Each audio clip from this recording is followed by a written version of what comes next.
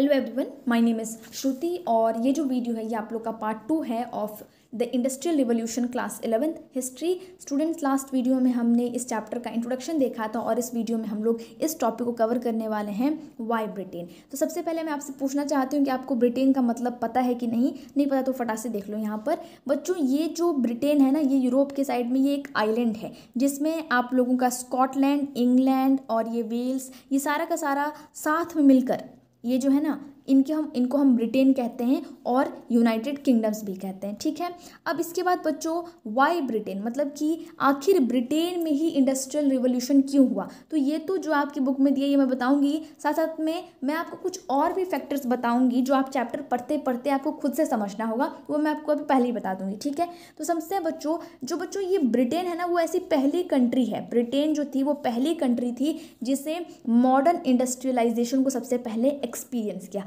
ठीक है, इतनी समझ में आ गई।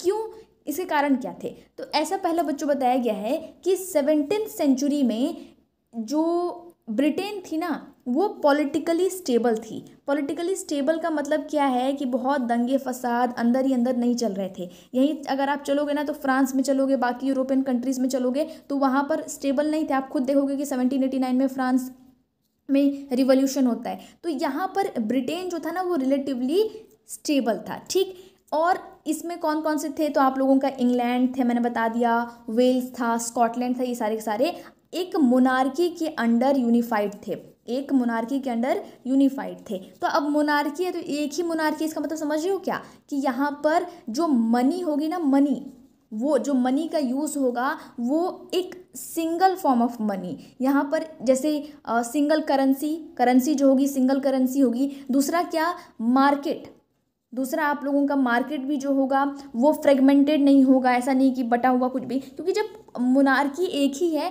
तो मार्केट भी जो है वो फ्रेगमेंटेड नहीं होगा। दूसरी चीज़ आपको समझ में आ गई। और वहाँ पे लोकल अथॉरिटीज़ भी नहीं थी। लोकल अथॉरिटीज़ का मतलब क्या है कि मान लो कोई भी चीज़ कहीं से गुजरेगी। अब यहाँ पर आप देख सकते हो, अगर आप ब्रिटेन की एक बार यहाँ पर देखोगे इमेज तो आप देख सकते हो किस तरीके से ये सिचुएशन है यहाँ पर। लेकिन यहाँ पर लोकल अथॉरिटीज़ नहीं थी कि वो टैक्स ले सकें। इसीलिए क्या हुआ कि इसीलिए चीज़ों के प्राइस भी बहुत ज़्यादा इंक्रीज नहीं हुए।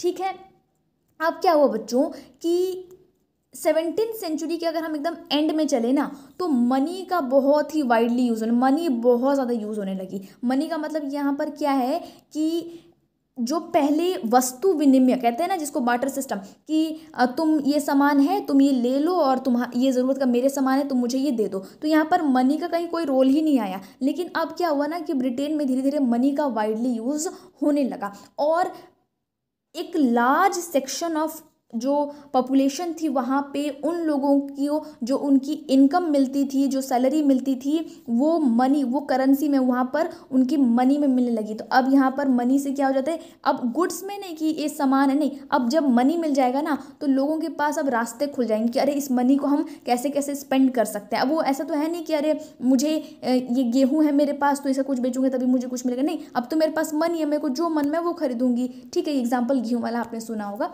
ठीक है, अब बच्चों 18th सेंचुरी में क्या होता है ना कि इंग्लैंड में 18th सेंचुरी का मतलब क्या है, 1701 से 1800 तक। ठीक है, ये पता होना चाहिए। इस समय क्या होता है ना बच्चों, अब यहाँ पर हमने क्या होता है कि इंग्लैंड में एग्रीकल्चरल रिवॉल्यूशन आता है। एग्रीकल्चरल रिवॉल्यूशन, तो इंडस्ट्रियल रिवॉल्यूशन से पहले एग्रीकल्चरल रिवॉल्यूशन का बहुत बड़ा हाथ है, क्योंकि कोई भी कंट्री जब डेवलपिंग स्टेज में होती है ना तो उसके पहले उसको प्राइमरी स्टेज पे बहुत स्ट्रांग होना पड़ता है। तो ये एग्रीकल्चरल रिवॉल्यूशन क्या होता है बच्चों, इसमें कि जो बड़े बड़े लैंडलॉर्ड्स होते हैं, लैंडलॉर्ड्स मतलब क्या है, जमींदार, इन लोगों ने क्या किया ना कि इनके पास जो बड़ी बड़ी ज़मीनें थी ना, इन्होंने और अपने आजू बाजू ज़मीनों को खरीद लिया। आप सबसे पहले समझ लो, ये सुनो, पहले ये सुनो कि जो एग्रीकल्चरल रिवॉल्यूशन का मतलब ये है कि बहुत ज़्यादा सरप्लस में अनाज का हो जाना, बहुत सरप्लस में, कि खाने की कमी ना हो। अब लोगों को खाने की तरफ, ऐसा नहीं है कि खाना ही नहीं है और इंडस्ट्रियल रिवॉल्यूशन करने चले, खाने की कोई कमी नहीं। अब क्या हुआ ना कि बड़े बड़े लैंडलॉर्ड्स ने क्या किया ना,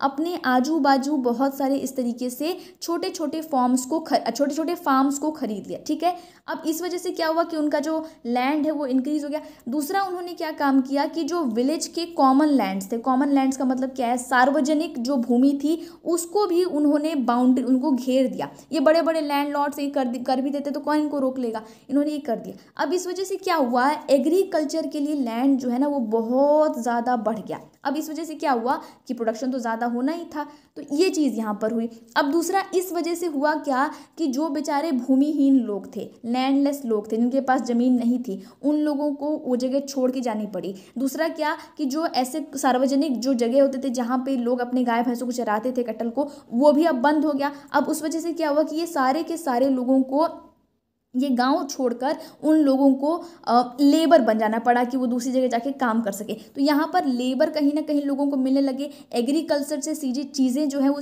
हटने लगी, हटकर कुछ चीज़ें होने लगी। ठीक है, अब इसके बाद बच्चों यहाँ पर आप लोगों के लिए एक पोयम दी गई है। यहाँ पर इस पोयम से ये समझाने की कोशिश की जा रही है कि किस तरीके से इंडस्ट्रियल रिवॉल्यूशन ने जो इंडस्ट्रियलिस्ट थे, जो उद्योगपति थे, उन लोगों के तो बैंक भर दिए, लेकिन जो सबसे गरीब वर्ग, जो वुमेन है, चिल्ड्रन है, गरीब जो लोग हैं, उन लोगों का किस प्रकार से शोषण हुआ है। जो इनिशियल स्टेज है बच्चों इंडस्ट्रियल रिवॉल्यूशन का, वो गरीब लोगों के लिए सबसे बुरा माना जाता है। यहाँ पर आप देख सकते हो बच्चों कि ये पोयम में बताया जा रहा है कि किस तरीके से जो किसान है, जो लोग हैं, उन लोगों ने अपना सारा ज़मीन छोड़ दिया, जहाँ पर उनके झील थे, जहाँ पर उन लोगों के घोड़े रहते थे, उनके सामान रहते थे, वो सारी अब ज़मीनें छिन चुकी हैं। जिस सिल्कन क्लोथ से वो खुद को अपने अंग ढकते थे वो छिन चुकी हैं, और उनके जो नेबरिंग फील्ड्स हैं वो भी सारे के सारे बड़े बड़े लोगों ने चुरा लिया है, और उन लोगों का जो आधे से ज़्यादा उपज होती थी वो भी अब